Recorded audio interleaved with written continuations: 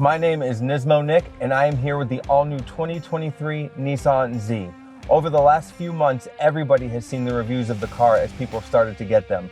I've had some access to sport models, performance, and the Proto, and I'm going to give you my exact thoughts on what I think is great about this car and what's not so great about this car. So stay tuned and check out everything that I think is great and not great about the all-new Nissan Z.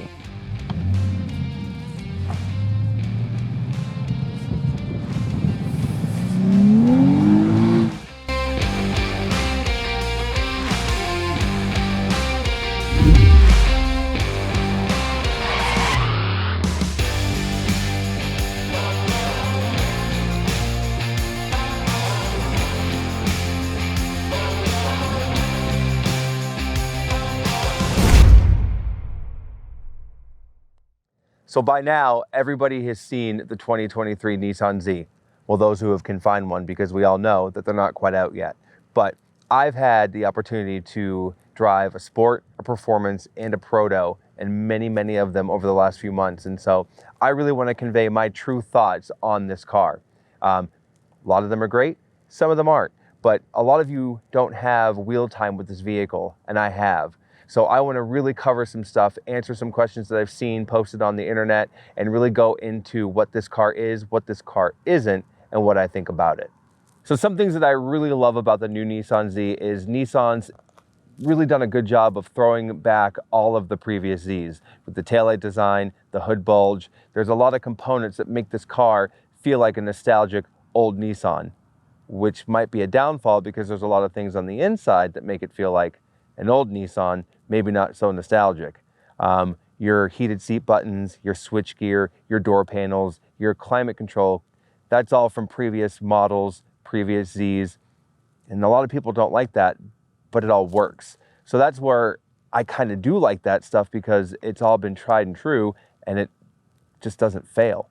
So why do I need to have a screen that I can control my climate on when I can turn it to 75 and actually see it? Why do I worry about what the door panel looks like? Because it works and has for many years now. And the heated seat, high, low, what else do I need? So yes, is it the most modern interior? No. Is it the most modern looking car? I actually kind of think so, even with those nostalgic touches. So another thing I like about the 2023 Nissan Z is we all know we're going to modify this car. We know that we're going to put suspension on it and intakes and exhaust and tune it and all the other stuff. And what's great about what Nissan's done is it a new platform? No. But what makes that great is the fact that there are a ton of parts readily available for the car. Being that it still shares some components with the 370Z underneath, that makes it easier for a lot of companies to develop parts for the car. I'm kind of a fan of that. I mean, Akibono brakes have been on Nissan product for how many years, and they're on this car. There's nothing wrong with that. I'm okay with that. So another thing that I absolutely love about this car is they didn't really do anything back here. It's still the same old space that the 370 and the 350s had, which I love. We didn't do the 2+2. We didn't rob space or try to make it bigger. It's exactly what we expect out of a Z car. And as you can see, yeah, you can put a backpack back here. You can put some safety stuff back here. Can you put a couple bodies? I mean, yeah, if they're young and small, but I mean, are we really putting bodies in the back of our Z? What the f was that? This is my hand, and this is another thing that I think is actually kind of funny about the new Z. My hand. Why is the gas door bigger than my hand?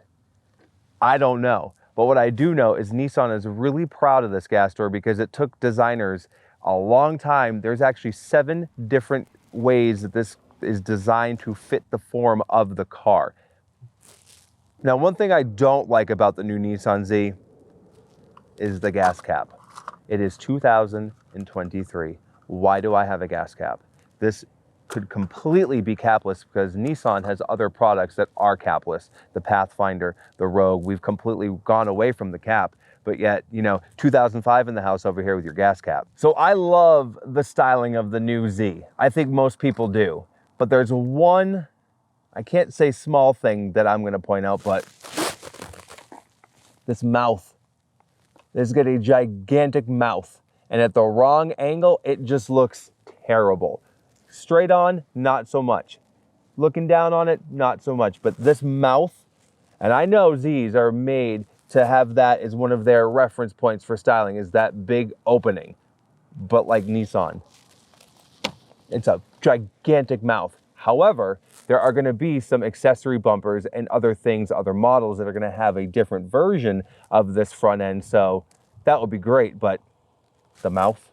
So ever since this car was announced, I've been part of all of the forums to do with this car. And I have spent a good part of a year reading absolutely probably everything that people have said about this car. And what is hilarious is a lot of people that are a part of the group are the ones talking bad about the car.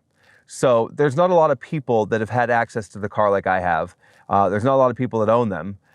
So for me to be able to have these cars and driven them the last few months and really put some miles on these cars, whether it's been the 9-speed or the manual or the sport or the performance model, you know, I think that I have a really good say on what this car is and isn't. So driving the car, what I really think is special about the car is it feels like a Nissan Z. You hear the exhaust note. Behind the wheel, you've got that Z on the steering wheel. It just has that Z car feel, which they could have lost. And I am really proud of Nissan for really owning their Z heritage and producing it in this new car. One thing that I think takes away from the car is there's a lot of parts on this car that aren't special to the Z. You know, the infotainment screen is off of a lot of new Nissan product. The gauge cluster is off of a lot of new Nissan product. The mirror is off of an SUV. We talk about different buttons inside that are older, switchgear and things like that. And I think that Nissan could have really one-upped the interior and really owned this car to make it more modern. I'm not mad at the old stuff. I just wish they kind of dressed it up a little bit. There's a lot of complaints that the car is too expensive. I mean, $52,000 in today's money for a 400 horsepower rear-wheel drive car is extremely competitive. You know, we all want to talk about the 370Z, and that car started off at what? I think back in like 2012, 2013, 29 grand. But it's obviously 10 years ago, and that car lacked a lot of the stuff that this car has. You know, another complaint that I see is, well, the launch of the car. It's taken too long to get one. No one cares. The proto is marked up over sticker. Well, yeah, that happens with everything that's limited and you can't get. And you're right, you can't get a Z because the launch has not been the prettiest when it comes to what Nissan's done, but they're coming. The cars are coming. Should the proto demand money over what it should? I think so, but not, you know, what some of the dealers have been doing, but that's not my choice. I think that the pricing for the car is spot on. I mean, where else are you going to get a base model of anything, being the sport model, for 42 grand and have 400 horsepower in a 6-speed manual? You're not going to get it, especially with the heritage this car has. So after putting miles on this car, here's some of my notes. The car needs back tires, all new tires. The car needs tires. And I think we all know that from other reviews, is these tires, Nissan, they're garbage. They're terrible, terrible tires. And I'll tell you why. There's zero traction. Whether you're in an automatic, whether you're in a manual, whether the controls on or off for the traction, it is going to slip and slide, and you need to be pretty well aware of what you're doing if you do drive this car a little hard. The power, it's always there. You can be on the highway, you can be doing 70 miles an hour, and you touch that throttle, you take off, and you make that classic Z car sound, which I love. I love the steering wheel. It's got a great thickness to it. It's got a modern design. And one thing I will give Nissan for is this is the only car that has this steering wheel in any Nissan product. So kudos to Nissan for doing that. As a 6'3" person sitting in the car over the 370, over the 350, I feel like I have more room. I feel like that the cabin is just a little bit more airy feeling. I don't feel like I'm condensed into a car like I felt in the 370. That second cup holder that Nissan gave us, 2 drinks.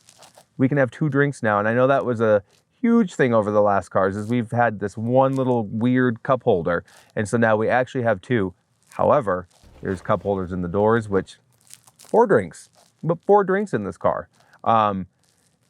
Day-to-day driving, getting on and off a highway, driving around town, it's a very easy car to drive. It feels like a car, which I like. So if you love that Z car feel, this very much has it. The safety features don't really get in the way. I drive with everything on, the front and rear braking, the lane departure warning. It's all there, but it doesn't bother me.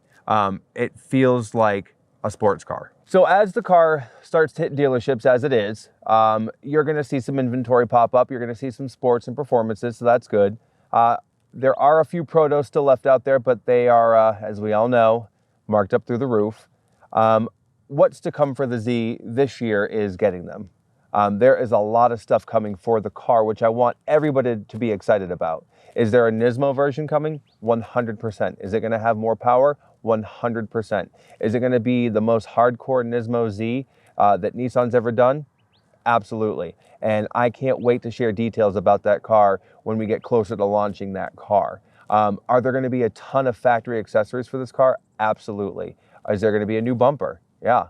I mean, already we have Nismo Performance, we have the exhaust, we have upgraded brakes. There's a lot of things for this car. So one thing that I really look forward to is people getting these cars and driving them and understanding that the wait was worth it. It is a phenomenal car that I mostly love. Are there things I would change about it? Absolutely, but no car is perfect, and we already know that. If the perfect car existed, we'd all drive it. So one thing I love about the Nissan Z is it has Apple CarPlay now. We all know the last Z had, what, navigation from 2004 with buttons from 2001 and a map from, what, back in the 90s? I mean, this is a modern car now. It has modern things. It has modern technology, but it still feels like that sports car. So we're all complaining about, oh, the Z this and oh, the Z that, and it doesn't do this and it doesn't do that. And it's too expensive and this, that, and the other thing. But it kind of has everything we've always wanted. Twin turbo, modern stuff like Apple CarPlay. You have LED headlights, LED taillights, standard. Performance models get Akebono brakes and limited slip diffs. So it's like the car has everything that we want.